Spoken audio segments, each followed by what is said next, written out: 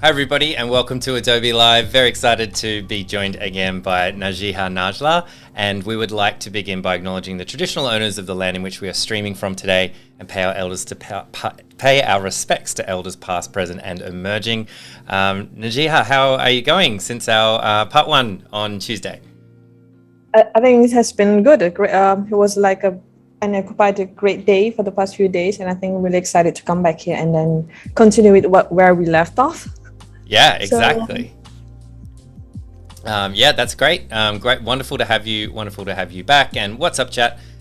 So we are streaming to Behance and YouTube, but the live chat we're using today is on Behance. So if you're watching over on YouTube or somewhere else, jump over to be.net/live. Say hello. This is our last stream that we're doing here in Asia Pacific until Max. So Adobe Max is next week. I'm sure if you're a regular on here, you've heard lots of streamers talking about it. There's a lot of streamers that have sessions and talks and events, including Najihah, one of the most subscribed sessions in the global event, which is amazing. So if you have any questions, please let us know. But yeah, make sure you jump over there and register. So we'll actually be doing some live stuff.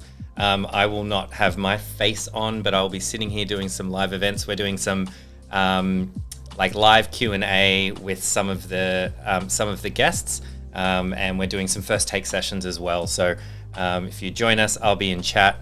You can find that there. We're also streaming out here on Behance. So we'll be on Behance, on YouTube, and also on the max.com website, all live. Don't worry about it. I'm not stressed out about it at all. Super cruisy. We'll be fine. But yeah, so check out Max, and I hope you get a lot out of it, because there's definitely been a lot that has been put into it. What's up, Steve? We got Johanna in chat. Alessandra's here. It's lovely to see you. And of course, we're jumping into part two of this session with Najihah. And if you have any questions, let us know. And I'd also be really interested to hear what you're excited for at Max. So if you've jumped in and you registered for a session, let us know like what you're interested in. I'm just super curious as to see what everyone's day looks like, because there's lots going on. But that's enough from me. Let's jump into it. We can share your screen, Najihah, or if you wanted to give us kind of a bit of a recap of Tuesday, however you like to start. Okay, sure. I guess you guys can see my timeline right now. This is where we left off from our previous session. It was like Tuesday, less than 48 hours ago. So we kind of like start with the I showed about the project setup. How can you set up your project in Premiere Pro? Some of the like tips, where box should you tick, should you untick, and then why you should setting up your project and using the which renderer and all of that. We're gonna like touch a bit of this part, and also some of these catch folders, crash disk, all of these. I hope you guys take some notes on this one, because few of my friends like joined the live before this, and they was like saying that they didn't even know about that kind of thing. So I feel like it's kind of like a great tip for everybody that can use like using Premiere Pro in general.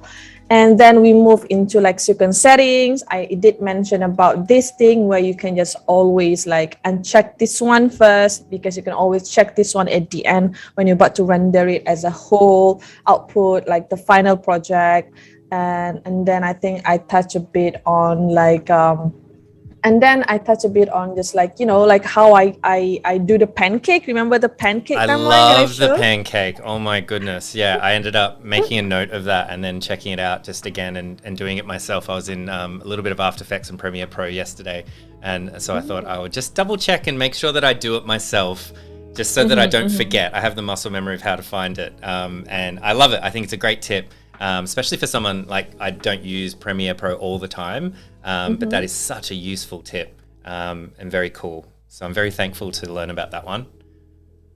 That's good. That's good. I mean, it's good to hear that, and I hopefully it's like a benefit and also fruitful for everyone else as well.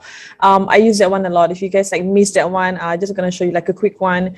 The pancake timeline is just like when you have like more than one sequence in your like timeline panel, you always have it in the tab form, and you can always just like drag one of the sequence and then just put it down there at the bottom of your timeline. So you have like 2 timelines in your Premiere Pro. So from here, example, this is what I did when I was like trying to picking up getting some of the clips that I got from the interview session. It was like, I think, half an hour kind of interview session. So you can always like browsing and watch and review your interviews and just simply click and drag the part that you guys want to use for your master sequence or your like final output, something like this. So I think it's really speeding up my process in general, and also I think it's easier for you to see and compare which shot that you guys want to use, which shot that you guys don't want to use. So after I'm done with that pancake thingy, I keep on just like putting back my tab at the like normal place as we have in the timeline. And then now I have like I create this sequence name as Adobe Live because for the sake of this live, and this is where I already like have my cuts and also my chop. I chopped this one from the interview session, and we have around, I think this one is going to be like a very short one. We try to finish this one if we can. It's just like a 1 minute like duration for an interview.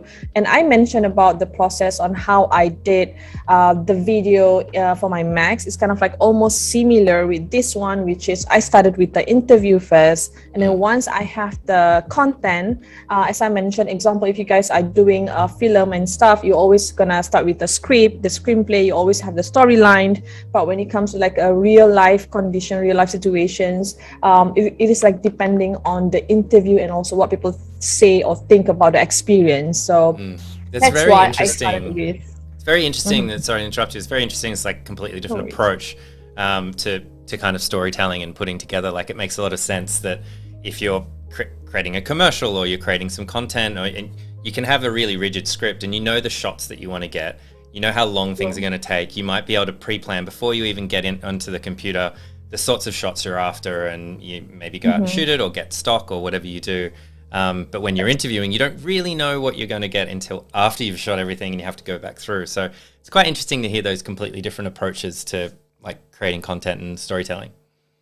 Yeah, that's true. It's like it's more challenging than when I did a commercial and some of my clients' project, because I think before this we have everything planned out, the storyboard. We just have like to stick with the storyboard and stuff. Just making sure that we work within the same timeline, like 1 minute duration, 2 minutes duration of commercial and stuff. But I think for the interview part where you just have to like go through, I literally like went through the whole footages of 4 terabyte that I have in my drive just to see what kind of content do I have. Even though I edit, or I shot the film itself, but at one point there's a lot of things that you have to process, so you have to keep on memorizing like shots, and then you have to pick the right and the perfect shot for that scene. I think that was like one of the most challenging part when I was doing my Max video. I think same goes to this one. So I already like cut this interview, and I mentioned about I like when you can start a video with a specific like part where she mentioned something important, and you can just take a pause, put a visual in just to fill in the gap before you continue with another point. It's like you establish one point and you let the audience understand that point, and then you continue with the second point, because this video is about like creating an impactful video. So you have to pick and being very selective in which part that you think very impactful in this sense, and which part that actually you think matters to you, and you think it will affect the audience the same way it's affecting you. Okay, I'm trying to play this video. Oh, it's not playing. It's always fun rendering video while live. Yeah. What's up, all the people that have joined us? There's just a couple of questions about kind of what we're covering today. So I'll just recap while that kind of renders out. Najihah is speaking at Max, has created this video for Max. So we're going a little bit deeper into the same video, the same content that she'll be showing there. Not giving anything away, so still definitely make sure you register for a session because it's amazing. Yeah, we're diving in a little bit deeper, spending a little bit of time kind of in the detail of how it's being created. We did a part 1 on Tuesday, so if there's something you want to see, kind of how to create the project and set up a project, kind of covered that a little bit there. But that's what we're up to today. So there you go.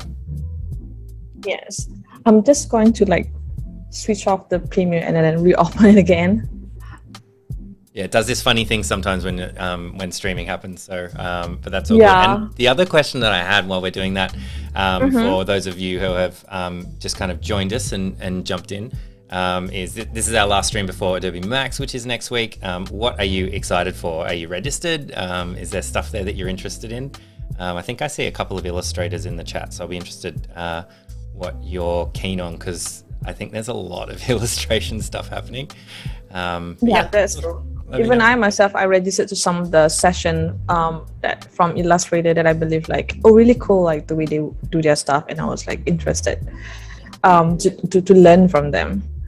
Have you guys like scheduled like a full session, or have you guys like, you know, have a only, because I believe it's gonna be like 24 hours kind of yeah, live. It's quite funny with the time. It's 24 hours in Asia Pacific. But we're in the future, right? This is where the time gets all weird, right? So we're on the 27th and 28th of October if you're in Asia Pacific kind of timeline. If you're in the US, it's 26th, 27th, 28th. But the 26th is just before our 27th. So yeah, always fun trying to work out like the time differences and things like that. But yeah, it's essentially like 72 hours of content if you watched it from the very start to the very end.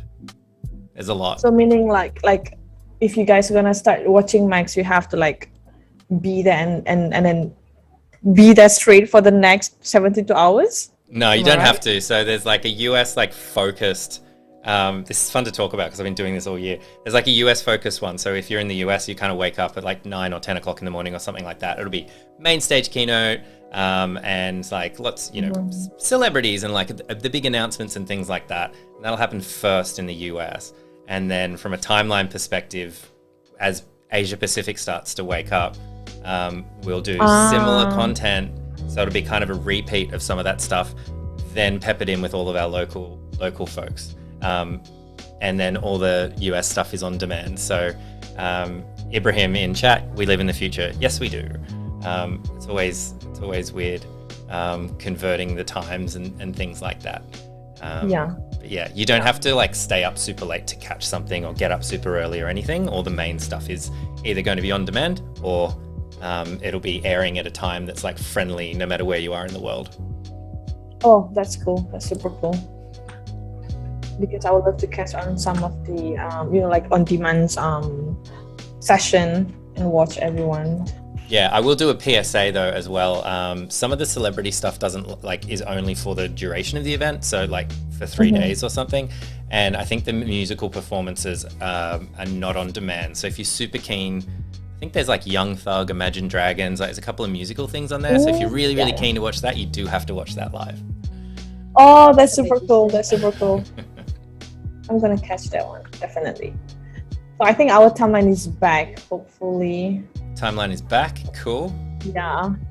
And before I like go through on the timeline first, I just want to show like my folder structure, or like how I manage my bins or folder that I have inside of the Premiere Pro. I think this one's very crucial and also important when it comes to like, if you guys dealing with a lot of footages. As I mentioned, I have like 4 terabyte of footages, so I have to make sure that I already like put certain scenes, certain shots in the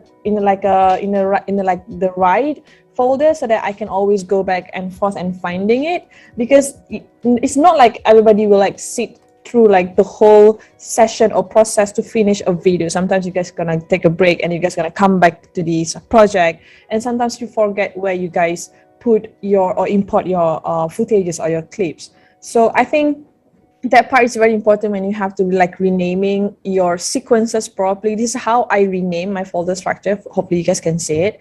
I have like the first one, like my sequences, and I have like my Adobe Max sequence. I have a lot because I kind of like try to work with the like if in After Effects, I think we call it as a pre-com. So in Premiere Pro, we call it like a sub-sequence, or it's actually like still the same sequence, but I have like few sequences that I can always add on into my master sequence. Right.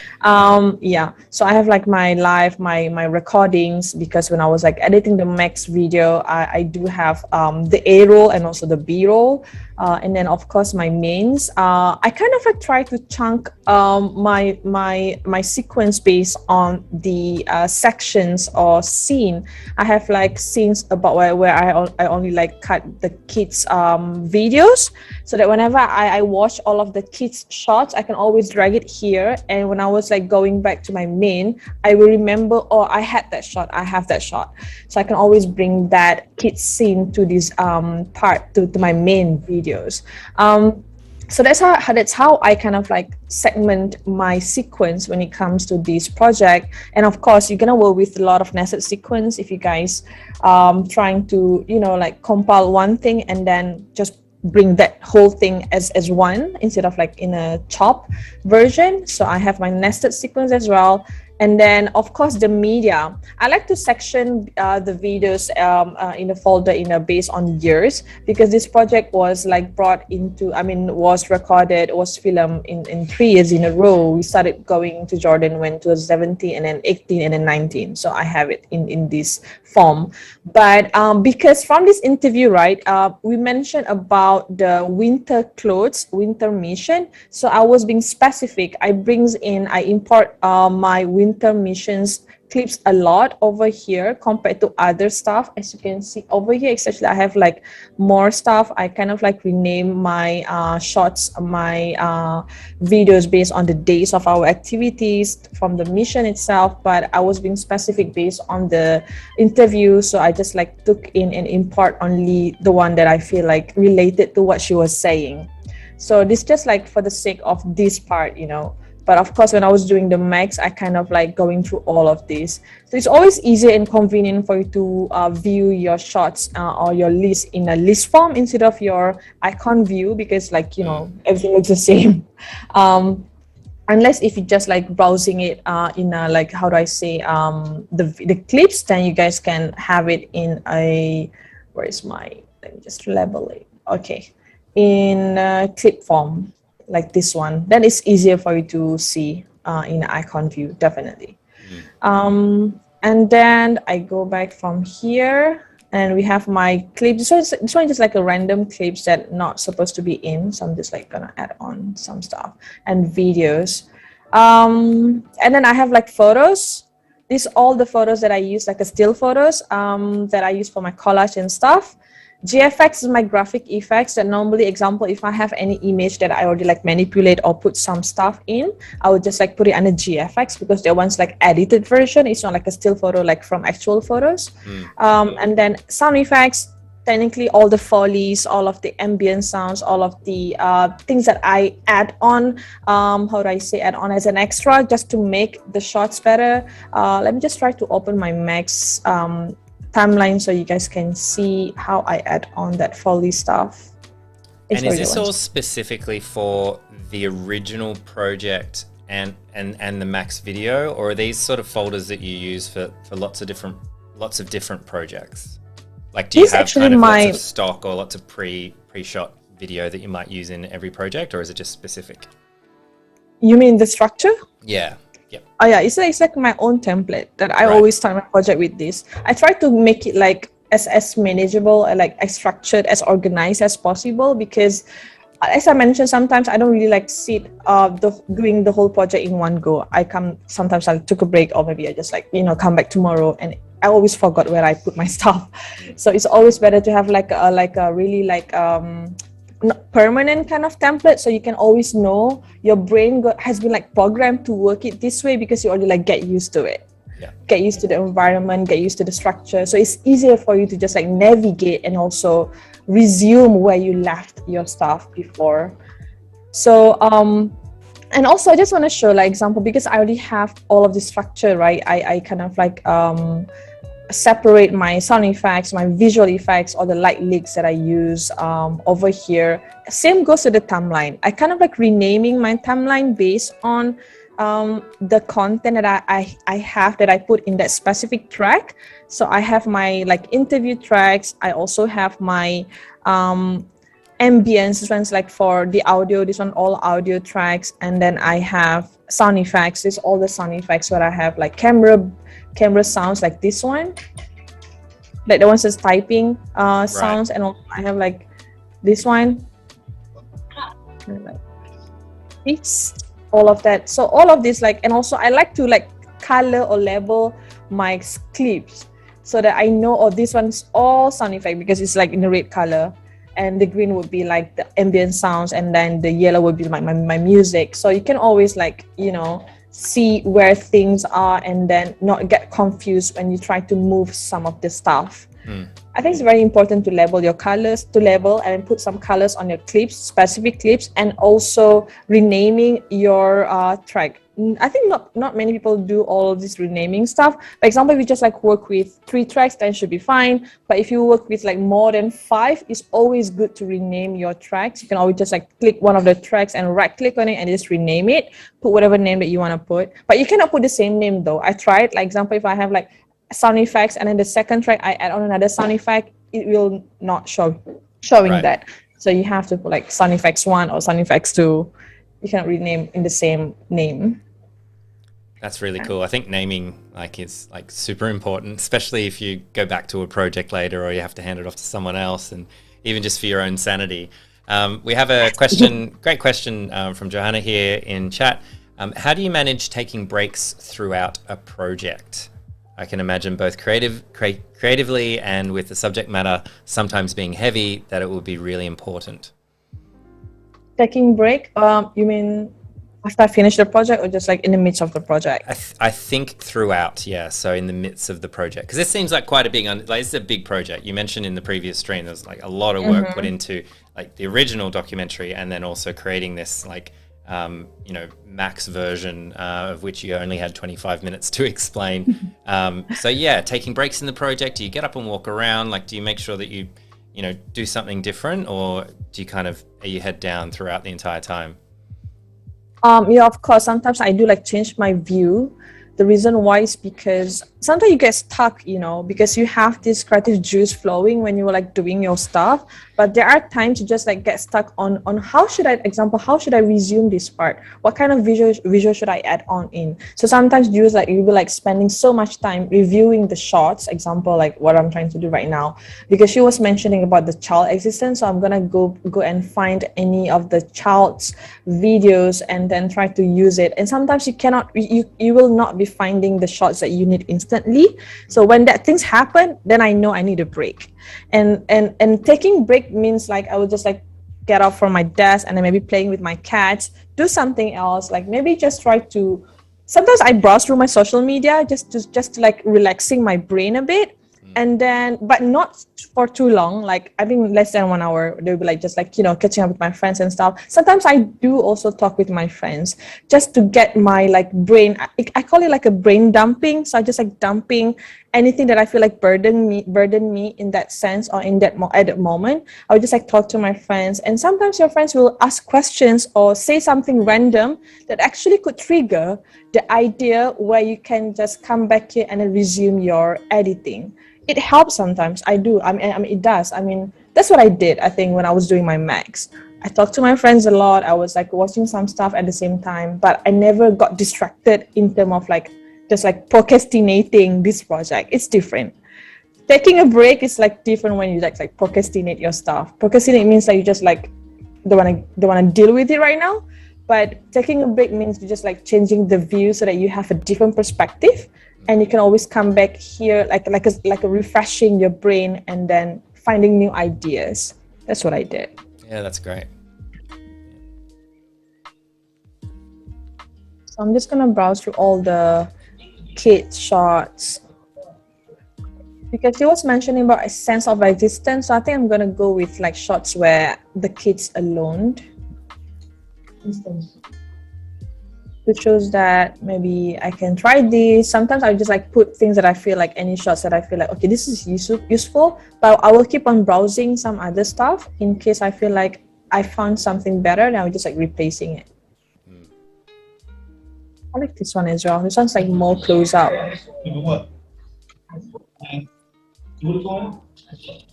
We can take this one. I'm gonna take this one then. Yeah, so it's a bit of trial and error. Yeah, that's true. A sense of existence for the child. It's like it's as though the world think so. It's like repeated stuff. What she was saying, existence. Existence. The sense of existence for the child. It's like it's as though the world doesn't see that they exist. When she was mentioning about doesn't see that they exist, right? I was thinking to actually add on some of the like cut from any news broadcast that's saying about the war and stuff. It's like putting on some montage from outside resources, Right? And just like put it here before you can jump to the next scene. Sometimes I have that idea. So when I have like the idea, sometimes I'll like jot it down and then I will try to find a way. For example, if I'm already like in my timeline, I will try my best not to get out of this project or this timeline yet. Even though, as I mentioned, I have this idea to take something like from outside. But because one thing about like example, if you like get out and like start browsing and Googling some stuff, you easily got distracted from this one. And if like example, if you already have like this creative juice for this project, you easily got like see, I'm speaking Malay again. It's got like distracted and easily I would say it's like contaminating that idea. Can I say that? Yeah. Makes sense. Sense, right? So I just like put some remarks or put some markers saying that I'm gonna add something here. Example, like add some news broadcast shots here. I'm gonna put it in like yellow or like orange color, and I'm just gonna add something like this. So I know I'm gonna add something here, so I'm just like put some gap and then continue with my second shots. So normally after I add on the main script, the main scene, and then I will just like start looking and reviewing and seeing, okay, this part I'm gonna add what, put some marker. This part I'm gonna add what, put some markers. That's how I do. After I have like the idea of how the flow is gonna be, then only I will start finding the resources and add on. That's cool. So I know how to make like just a single marker, but you seem to have like made a marker over a period of time. Can you just show us again how you did that? I'm not sure if... Sure can. Example. This is just the like Flynn tutorial session or something I don't know. I'm just like, can you just show me how to do that? That looked really cool. Anything for you? Thank you. All right, cool. One thing about marker, right? Of course, there's like few type of markers that you guys have to know. The first one, if we have the clip marker and also the audio marker, and the second one we have the timeline marker. So you have to be careful where you add on the marker. If you guys like selecting the clips, and so you see I'm selecting the clips right now, and I press M to add on the marker, it will be added on to that clips, to that specific media. If you guys want to add on to that timeline, like the way that I did just now, you just have to make sure you don't select any of the assets, no media selected, and then press M. That's when it's going to be added on that timeline. And then once you like want to customize the marker specifically, just double click on it, and then you can put some of the notes or name your marker. Example, add stabilization. Very cool. Stabilize, how to spell it? Okay, and then you can, over here, this is the time where you add on the marker, like on the dot, and the duration, this is where you guys can make it longer, so you guys can see the words that you guys add on, the notes on it. That is so awesome. The duration is the one that allows you to have that long thing, and then just change the color as you wish. And you can always pick what kind of marker that you use, but I'm just going to use like common marker because that's always what I'm using it for. And press OK, and that's how you guys can have these notes over here. That is great. You can make it short or longer. It's up to you. That is really great. Yeah, because often when if I'm editing something, it might be quite long and I'm putting all these markers in, but then I kind of have to watch back through it and try to say, why did I put a marker here again? I can't actually remember why I did this. That's true. You can talk to future self. That's really great. I love that. I don't know. Is it just me that didn't know about that, guys? I love it when there's a feature I'm not sure about, and sometimes it's just me that doesn't know it, and everybody else knows. But sometimes we find these little gems. Understand. I think it's like the hidden gems. Like it's useful, but people just not really knows about it. Yeah. Oh, I like this one. It was like running, and also here. Some of the existence, I like this one. I'm gonna add here. And they were mentioning about like this. Imagine nobody sees you as a person. That's quite sad. So if once you mention like that's quite sad. I think that part, I think is quite sad. So maybe we can cut this one and put some gap. I like to use like the A shortcut key to select the whole track forward, we call it. So that you don't have to like, some people be like selecting like this. Yeah. And then you move it. But always like a faster way for you to select your track forward by just pressing A, the shortcut key, and then just like definitely it's going to select whatever that they have in front of that arrow, sorry, and then you can just like move it. Cool. It's so easier that way. Just selecting A, and it selects everything after where Just your press timeline A. is, where the scrubber is. Example, if I put my arrow here, it's going to start selecting whatever starting from this point forward. We call it track select forward. You can find it here. It's like the tool for it. Track select forward. And if you want to like select track select backward, you just have to press shift key and then A is going to switch the arrow to the opposite side. Very cool. Like this.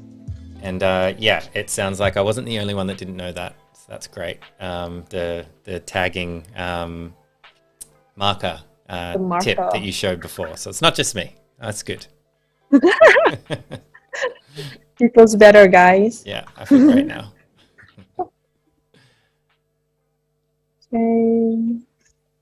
Oh, I like this one because I think there's a part when the interviewee was mentioning about Malaysian people. So we have Malaysia flags over here. I think that would be great. So, but with the help that Malaysian people have extended, so I can add on some of the shot to show like, you know, she's happy and then she's holding the flag. It's like explaining the situation. So this is their existence. Oh, I like this one as well. You see, they're like waving the flag and so happy.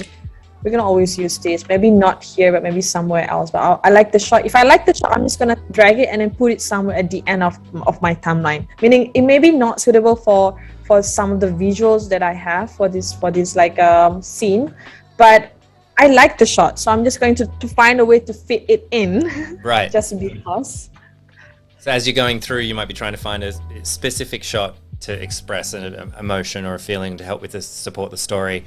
And then during that process, you might find something like, it's not right for this, but I definitely want to use it somewhere. So you kind of put it in the timeline just at the end, and then later you'll retrofit some reason to put it in because it's such a great shot or something. That's true. So I have like two sides, like the end of the timeline will be the one that I'll be using, that I want to use, the shot I want to use. But if I put it here on the left side, this is just like my mental note.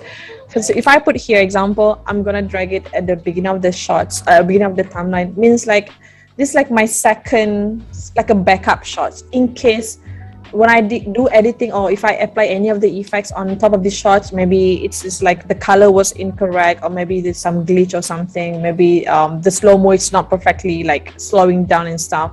So I can always go back to my backup shots that I put on the beginning of the timeline. So the beginning of the timeline will be the place where I put all of my backup shots that I can use in case my main shot is not working. And the end of my timeline will be the place where I put like my favorite shots that I feel like, okay, maybe I want to put it in.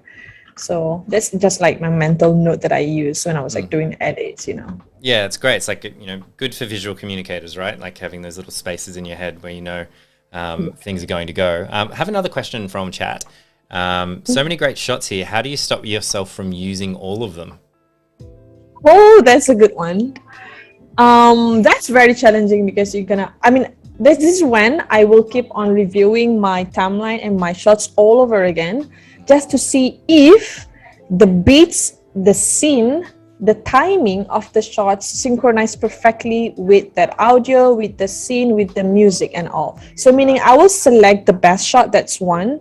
I have some of the criteria like if the exposure is good, the framing is fine. I will look into, like, the first time when I was reviewing the shot, I will look into the message and emotion first.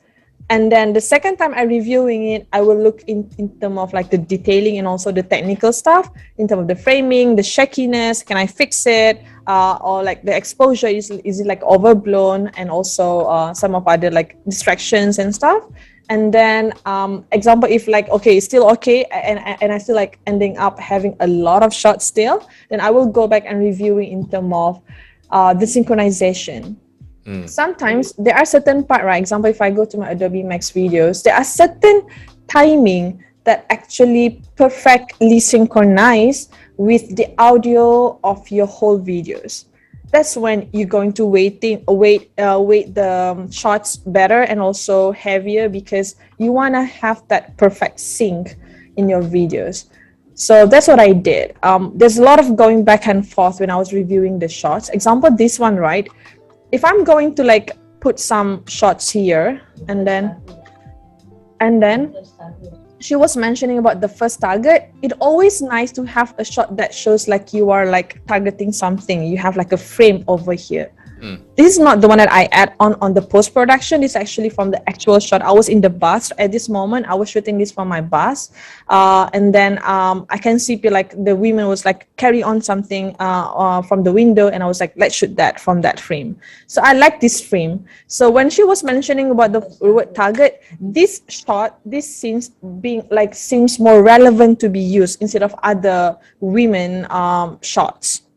So that's how I was being so selective in my shots. I tried to find the perfect shots that actually synchronize with the dialogue, at the same time synchronize with the motion of the camera and also the scene. So you're always gonna go back and forth, and if you get lucky, you're gonna find that this considered as my hidden gems, like something like I think like, oh, this is perfect shots for this specific scene, that I couldn't find any better shot than this one. Yeah, so you know it's right, and then you're great, this is perfect, move on. And they won't all be perfect, I assume, but yeah, you know when you've got the perfect shot. Yeah, that's true. That's great. And Sofina, I think Najihah has probably just answered your question in that bit. How do you know if you're putting too many shots in one clip? But if not, let us know and ask again. But yeah, it sounds like it, because you're always going to have way more shots than you can fit in. So being selective is clearly a learnt skill that would come with experience, I suppose. Yeah. And also there's one tip, example, if you guys like reviewing the shots, right? I know sometimes it got like very loud, like this one, and sometimes just like it become like distracted when you like trying to find the expression of the scene of the people, of the subject, and sometimes the noise like it does not really adding up to the scene, right? So in case you guys like reviewing the shots in your source monitor, and then there's a lot of like audio coming out from that shots, when you're reviewing, you can always press the like open bracket on your keyboard just to tone down the volume of that shots. That's cool. So now if I'm reviewing the shots from the source monitor, it's like kind of like muted, because I can like tone down the volume. And that was an open bracket on your keyboard, and open bracket, and then and then close bracket to actually increase the volume again. So sometimes I do that a lot, because I think it's like distracting to listen to people like shouting and stuff. Because I was like trying to focus on the scene where the kids are like looking into the winter clothes, because they were like very curious and is like interested to, you know, like about that winter clothes. But of course there's this you know, guy blocking my shot, so I cannot use that shots anyway. Do you ever find yourself directing? Do you ever kind of direct people around outside of the interview, or are you trying to get candid shots? I'm just thinking, you sort of mentioned that guy was kind of in the way. Like, do you ever say, hey, can you get out of my way? I'm trying to get this perfect shot. Or do you just let people kind of continue doing their thing and you reposition yourself and just kind of keep rolling? Yeah, I don't like to like disturb people, like interrupt people when they are like doing their stuff, as much as I don't like people disrupt or like disturbing my working flow. So I think it's the same goes to everyone. I mean, it's I try to not to directing people to just like, can you just like move, unless if I was like doing a static shot and people know I was rolling, and then it's supposed to be like a clear way and all of that, then that one's different case. But if in case like I'm shooting something candid like this one, people like working, people like doing their stuff. I think it's not, I think kind of like a bit rude if you guys like just go and can you like stop doing your stuff so that I can do my stuff. It's Right. funny, right? Yeah. I don't think it's like that diplomatic enough for you to do that. So I will always try my best to reposition myself, because I don't want to disturb people, and then just like finding a way and being creative and being more flexible and adaptive to the situations, where you can always like be adjusting your movement, your camera. Maybe you can just like take it tilt a bit from the tops and stuff, and then try to zoom, trying to use a proper lens for it, all of that, so that you will get your shots at the same time. Everything really looks like genuine as possible, and as candid as possible. I always like to shoot something candid and like just caught up in the moment, because I think that was the genuine and authentic shot, and also something that you not recreate. You know, it's like that's how it is. So I like to keep it that way. Great. Yeah. Very cool. As Johanna has said in chat, we've only got about 15 minutes left. So if you have any more questions, get them in. We do have one more question, Najlaa, if you don't mind. How do you get, sorry, why are words hard to read today? Do you get more than one person to help filming a scene, like 2 to 3 cameras at the same time for different angles? Or is it always just you by yourself? Do you have a team? Do you try to get multiple angles? What's your approach? It depends on the project. For this one, it was quite limited. So this one, for this mission itself, I was the only videographer at that moment. So all of the shots like coming from me, it was like one cam. I was just using one camera. But if I have like a different project that I know I need more than one angle, then I will get another shooter, like my team, to work with me. But for this specific mission, it was just like one man show kind of thing. So yeah, I only that's why when I was like shooting like the scene, right, I always keep rolling. Example, if we are at the camp for 2 hours straight, I will keep on rolling my camera for 2 hours straight. I'll never get like, you know, for me every single moment is important. You just have to like know when to lift your head and just look around and see, and just like screening the environment and be like, okay, that one is a good shot, that one's a moment, and this is like nice for you to guys, for you to have. I just keep on like rolling and collecting all of the moments and candid shots, because I know it's gonna be like very useful once I come back and I'll like, you know, start to do the editing part. Cool. So it was like, I don't know. I mean, I like to work on the field. I mean, some people like to just like work based on the plan or storyboard that they have. But in my case, I like when things become very candid and like unplanned. It's just like happen. It's just like flow, and just like follow the flow and just like see where it carries you in a way. So I like that sense. Nice. Good shots.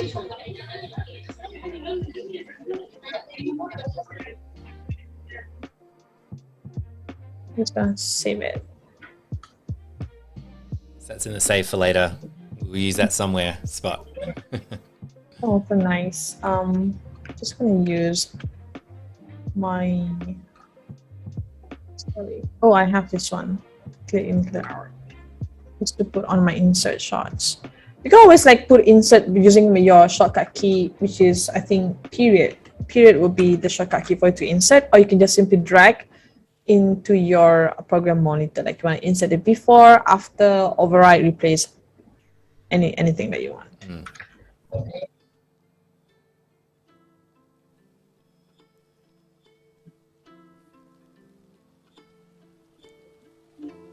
I like her expression actually. Maybe we can use this one at the beginning of the part, or at the beginning of the videos, because she was like looking very curious and like, you know, a bit of worried. Sometimes when I was like browsing through all of the shots, it gives me like I'm talking to them, like you know, like what are you thinking, and what she was like looking for. So you try to just like figure out some stuff sometimes with these people, and it kind of like it makes you feel less lonely when you are doing your editing, even though you're like doing that on your own, because you have these people with you and you just try to understand them in a way based on the visual that you guys have.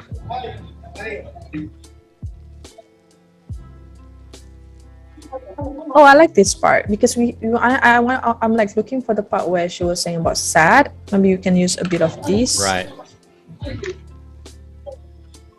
Okay, you can see like in the first part it was like slightly out of focus, so I can always use the audio. So I can always like have the audio in first and then the visual.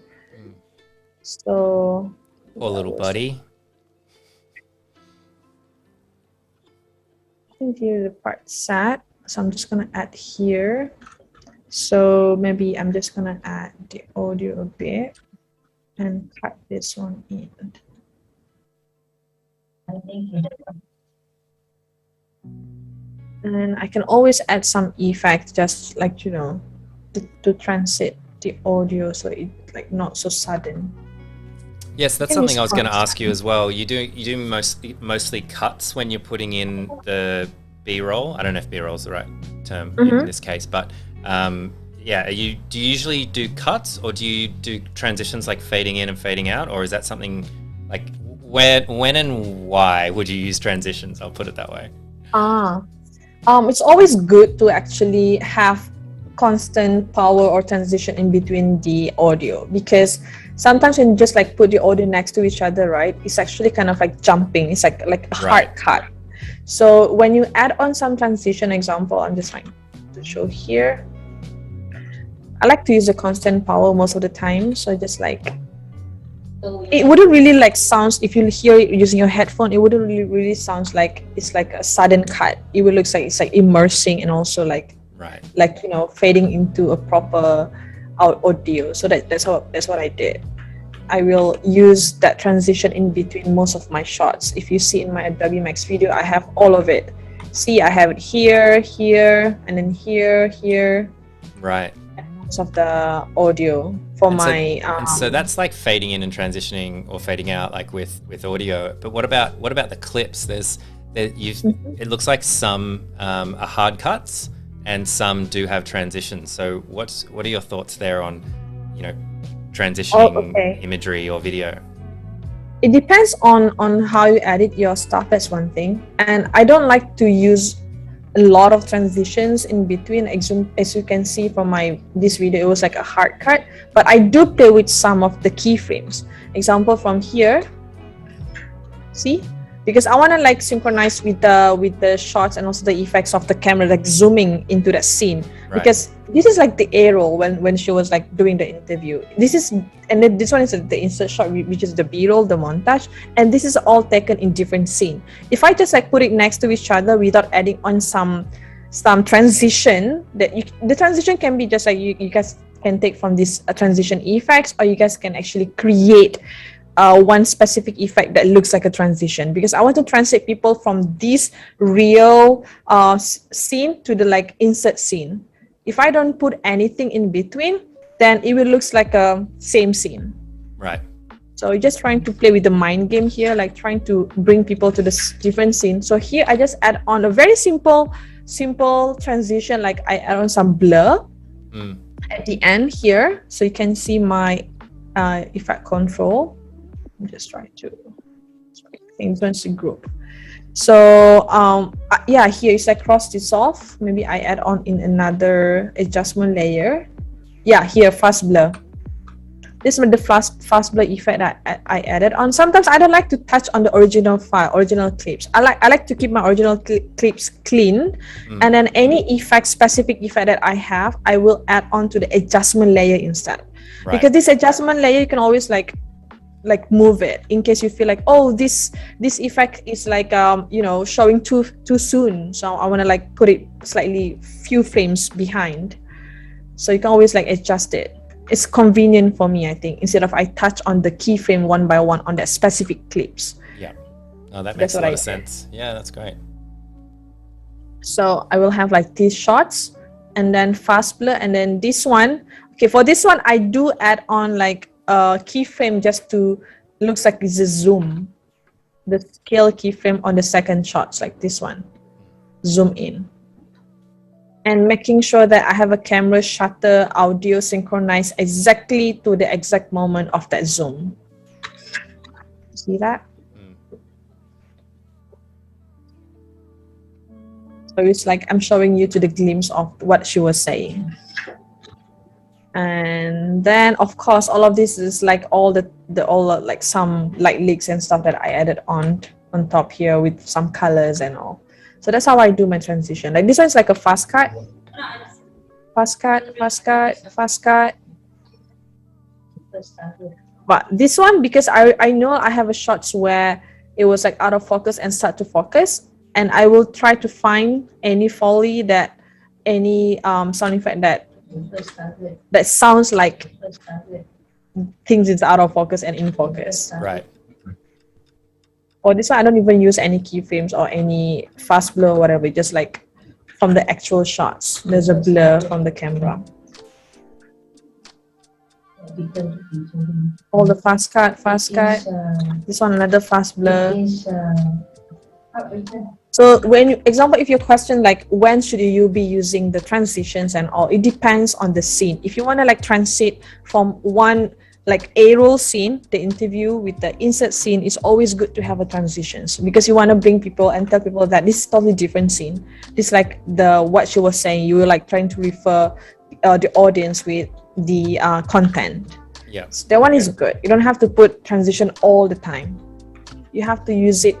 You have to be very selective in using your transition as well. That would be Yeah, it. like trying not to overdo it too much. Exactly. It's fantastic.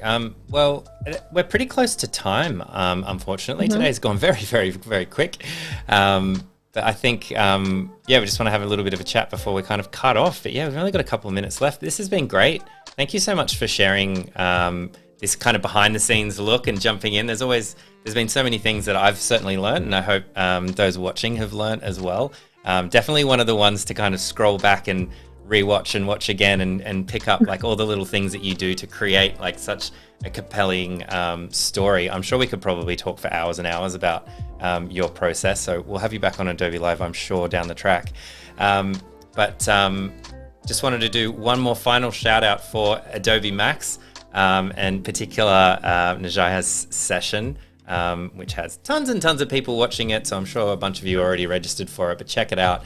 It will be available on demand as well. If you're somewhere else in the world and it's not on at a great time for you, it'll be available on demand and you can check that out. But thank you so much for joining us on Adobe Live. It's been a pleasure getting to know you, and thank you so much for sharing everything with us. Thank you so much, everyone, for watching and also have me on Adobe Live. Thank you so much, Flynn, for inviting me. And also, like, I hope you guys get to, you know, like take some stuff and also learn some stuff. And hopefully it was like insightful for everyone who watched this live. And don't forget to tune in my Adobe Max session. I really hope you guys will enjoy it as much as I do. I put a lot of work, put a lot of efforts on it. So hopefully you guys, I don't know, like just watch it and tell me what you guys think about it. Perfect. It's next week, right? Next week. It's next week. Yep. Believe it or not, it's coming. And yeah, we'll see you all at Adobe Max. Thank you so much. And thank you. Yeah. See you next time. Bye, everyone. See you Bye, guys everyone. again.